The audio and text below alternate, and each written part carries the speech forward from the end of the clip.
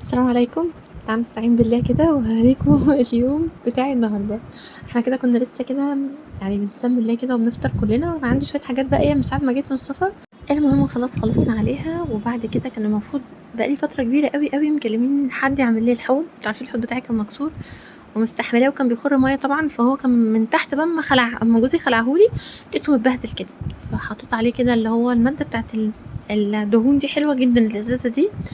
اسمه أنا باقول للراجل عايزة إزازة فلاش دهون بيدّيها لي ب12 جنيه، فنضّفها لي خالص. في برضه زيه إزازة سودا برضه كده بيدّيها لي ب12 جنيه، الاتنين نفس الفرق. ده غسلته بقى بعد كده بالصابون وضبّطت الدنيا كده والله، وكل حاجة والمواعين وكل حاجة باغسلها. كنت الفترة دي في الحمام لإنه كان خلع لي الحوض، غسلته وبتاع، وفي الآخر الراجل ما جاش. قعد فترة بقى كبيرة عمّال يقول لأ، يعني فترة وجاي، فترة وجاي، فين وفين بقى. الحمد لله المفروض جاي النهارده، نزلت بس قُلت أعمل حسابي كده أجيب شوية حاجات، طلعت لقيت المنظر ده. يعني أنا نازلة وأنا ماسحة الشقة كلّها والله، ماسحة ومنفّضة الكراسي وكل حاجة، وشِلت الكِسوة عشان كنت باغسلها وهاحطها للأسف. وبعدين أنا مش عاملة حسابي إن هو هييجي دلوقتي، هو أصلًا صاحب زوجي، ويعني فبراحته عمّال يقول له بقى بُكرة بعده مش عارف إيه. المهم نزلت قُلت أسهل حاجة هاجيبها، هاجيب ب50 جنيه كبدة كده واشوّحها أعملها. عارفين أنتم الرغيف اللي باتنينه اللي جوّه كده، واعمل رغيفين لكل حد. قُلت يعني حاجة سريعة وسهلة كده، بما إنه اتصل وقال جاي النهارده، قُلت أسرع حاجة أعملها قبل ما ييجي، عشان لو هيقدّم له برضه هو ساندوتشين وهو برضه ياخد بتاع ساندوتشين والّا حاجة قبل ما يروح الشغل. البوتاجاز طبعًا اتدمّر أكتر ما هو متدمّر، كنت قاعدة باطبخ ومضطرة لإن هو عمل جزء وكان لسه هيركّب لي الحوض وكده، راحوا يجيبوا حاجات والّا مش عارفة إيه اللي حصل ساعتها. فدخلت بسرعة قُلت أنجز أشوّح الكبدة. نفسيتي كانت زفت. أكتر حاجة بتتعبني نفسيًا لمّا الشقة تكون متوسخة، بابقى مش عايزة أعمل أي حاجة تاني خلاص والله العظيم. فطبخت الكبدة دي على عيني، حتى ما قدرتش أصورها، ما قدرتش أكمّل تصوير والله، وحتى كمان الstand اتكسر وكنت متضايقة أوي. عملت إيه بقى، استعنت بالله كده ورُحت بعد ما خلصنا الحمد لله هاوريه لكم، يعني بغض النظر إن أنا فرحانة أوي إن أنا عملته، وأخيرًا حاسة إن عملت حاجة جديدة. إن الحوض ده بقى له كام سنة مش عارفة، كتير أوي ما عملتهوش. عقبال يا رب بقية الحاجة يا رب اللهم آمين. فبجد فرحانة أوي، إن شاء الله هاوريه لكم بس في فيديو تاني بعد ما خلّصته. بس هاقول لكم بقى أنا ابتديت أعمل إيه في الشقة المتدمرة دي. والله كنت فاسحاها بس خير يعني. بما إني كده كنت عايزة أصبّن الحيطان، فبالمرّة نفّضتها الأول، وبعد كده رُحت مبلة أنا البياض ده أنا اللي مبيضاه، فعارفة إن هو مش قد كده قوي. يعني أنا كنت شارية بس علبة لاكيه اللي هي بتاعة الشبابيك أصلًا، بس جبتها لاكيه عشان تقدر تستحمل غسيل بقى يعني هي بتستحمل، أنا كده بتبقى مخصصة للشبابيك عشان الشمس والأتربة والكلام ده. فكنت جايبة علبة اللاكيه دي وأنا اللي مبيضة وش خفيف كده اللي هو نضافة، فخُفت أعمله بليفة أو أي حاجة. يا دوبك بس في حاجة كده أنا باجيبها اسمها قنبلة، باقول لكم عليها دايمًا، بتبقى عبارة عن حاجتين، هي برسيل جل على مزيل دهون، إن أنا سألت يعني، وبتبقى ريحة المرسيل الجل ده ريحته حلوة جدًا. فأنا حطيت شوية في مَيّة فبالقماشة دي كده، قماشة حلوة أوي، مسحت بيها اللي هي اللهم صل وبارك على رسول الله الحيطة بعد ما نفّضتها بس أكيد عشان ما تطينش، وغسلت طبعًا المروحة وغسلت كل الحيطة ونفّضتها. وبعد كده معايا فوطة زي دي بالضبط بس ناشفة، بليتها كده خفيف وبقيت أعيد على كل اللي أنا مشيت عليه ده.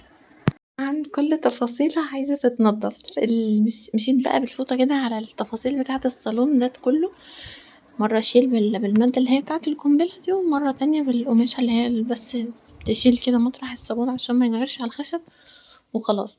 نيجي بقى بعد ما خلاص نفضت كل حاجة في الصالة، كل حاجة خلاص ابتدي أمسح بقى، لإن خلاص أنتم هتشوفوا منظر الصالة مش هتصدقوا.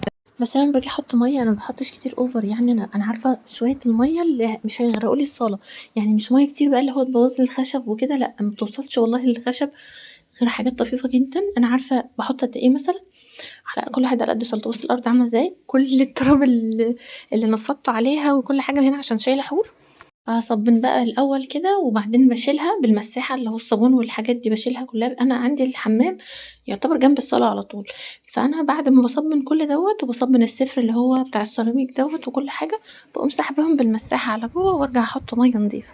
برضه مش كتير، هو يا دوبك على قد اللي أنا أنضّف الدنيا. كنت الأول باحب أوي إن أنا أعمل بالشرشوبة اللي هي الدوّارة دي، بصراحة كنت باحبها جدًا، ويمكن أنا كنت مصوراها يعني من فترة كده كبيرة، كنت مصوراها إن أنا فرحانة بيها وجبتها ومش عارف إيه. مش عارفة أنا جيت في فترة ليه بِعت الدبلة بتاعتي، فكان فايض معايا مبلغ، قُلت بس هاجيب بيه حاجة مهمة وحاجة نِفْسي فيها أوي، أوي عشان ما ازعلش إن أنا بِعت الدبلة يعني، فجِبت اللي هي المدوّرة دي، ما أعرفش ليه والله ساعتها جالنا ضيوف كنت لسه حاطاها في الحمام، كان معاهم أطفال قعدوا يلعبوا فيها وتاني يوم باظت، يعني هي يوم واحد قدّر الله ما شاء فعل، فقُلت خلاص مستحيل هاجيبها تاني يعني هي كانت غالية ساعتها بالنسبة لي أوي، أوي.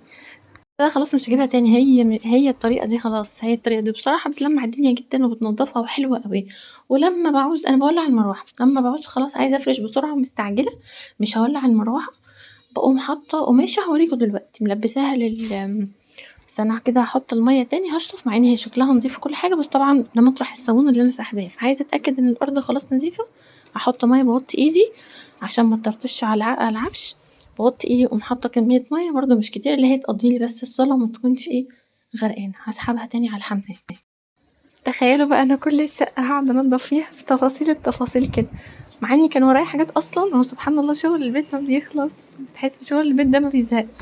بس أنا مبسوطة حاسة إن يعني أي حاجة سبحان الله تنضّفيها آآ يعني التنضيفة الحلوة اللي هي دي ماشي هو اضطرينا وكل حاجة، بس أنا كنت عشان مضغوطة الفترة دي في كذا حاجة، فما باحبش يكون فجأة كده، بس الحمد لله خير يعني تحسّي إن كل حاجة سبحان الله بتنضّفيها بتقدّم أحسن، يعني سبحان الله النضافة بجد حلوة، التلاجة مثلًا بايظة آجي أغسلها تقعد يومين والله شغّالة عادي، كإنها شغّالة عادي، المروحة يوم ما أنضّفها طبعًا الجزامة دي أنا قلبها لإنها مكسّرة، بس ما فيش ترابيزة يعني مثلًا ثابتة عندي فأنا مش راضية أبيعها يعني مش راضية أرميها يعني مش هتتباع دي طبعًا، شكلها وِحِش فقُلت أغطّيها كده زي ما وريتها لكم. باستخدمها بصراحة شِلت الكُتب بقى قُلت أخلّي بس المصحف يبقى قدّامي كده عشان أبقى أقرأ فيه يعني، كل ما يبقى قدّامي مثلًا أتذكّر طَب أقرأ ما قريتش الوِرد مش عارف إيه، الله المستعان يا رب، بس وحطيت كده مفرش السادة ده، بس وخلّصت كده. كنت عايزة أتكلّم معاكم حاجة بسرعة كده عشان أنتم زعلانين منّي بسبب حاجتين وأنا آسفة ما عرفتش إن أنا أعتذر عنها أو أتكلّم بسبب إن أنا كنت مضغوطة بسبب برضه السفر والكلام ده كلّه. فاللي حصل أول نقطة الفيديو اللي قبل الفيديوهين اللي فاتوا ده أنا كنت باتكلّم عن نقطة في واحدة كانت زعلانة جدًا، جدًا على جوزها لمّا توفى، من الرغم إن هو كان بيضربها وكان بيبيتها على السلِّم وكان بيعمل فيها حاجات كبيرة أوي جدًا، أنا كنت حاكيها لكم في الفيديو يعني، فأنتم فهمتوا إن أنا بارجّح إن هي عادي تستحمل الضرب وتستحمل الإهانة والذل وكل حاجة وهتؤجر عادي، لأ خالص والله ما كنتش قصدي النقطة دي أبدًا، أنا باتكلّم في نقطة تانية خالص، اللي هو الرغم إن هو كان شديد جدًا ومش متفاهم معاها، بس هو الله يرحمه يعني، خلاص بس يعني كان بيعاملها بصراحة معاملة شديدة، شديدة جدًا. وبالرغم كده أول ما توفى هي حزنت جدًا، قالت يا ريتني كنت يعني عاملته أحسن من كده، استحملت منه، احتسبتها عند ربنا، مش عارف إيه، من رغم شدة المعاملة كانت ليها، ما بالِك بقى أنا باقول كده للناس اللي هي بتتطلق بسهولة، فجوزِك لو في عيوب تقدري تتغاضي عنها أو تقدري تتعايشي معاها، طبعًا دي نسبة ما بين كل واحدة والتانية، خلاص يبقى نستحمل بعض، لكن مش ضرب مش ذل، لإن أنتِ طول ما أنتِ نفسيتِك مش كويسة مش هتعرفي تقدمي حاجة كويسة ولا ليه ولا لولادِك.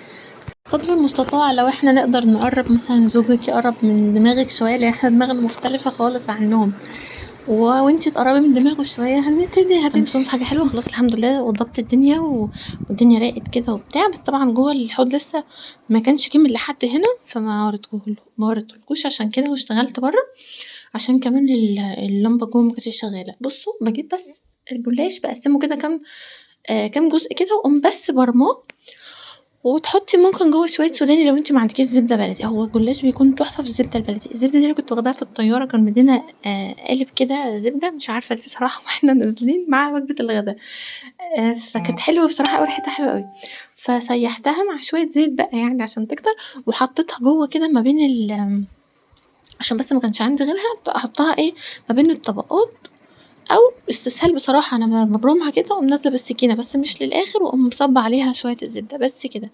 ولا أي حاجة، سهل وبسيط جدًا، في دقيقة تاخدي أحلى جلاش صوابع شكلِك تعبانة فيه.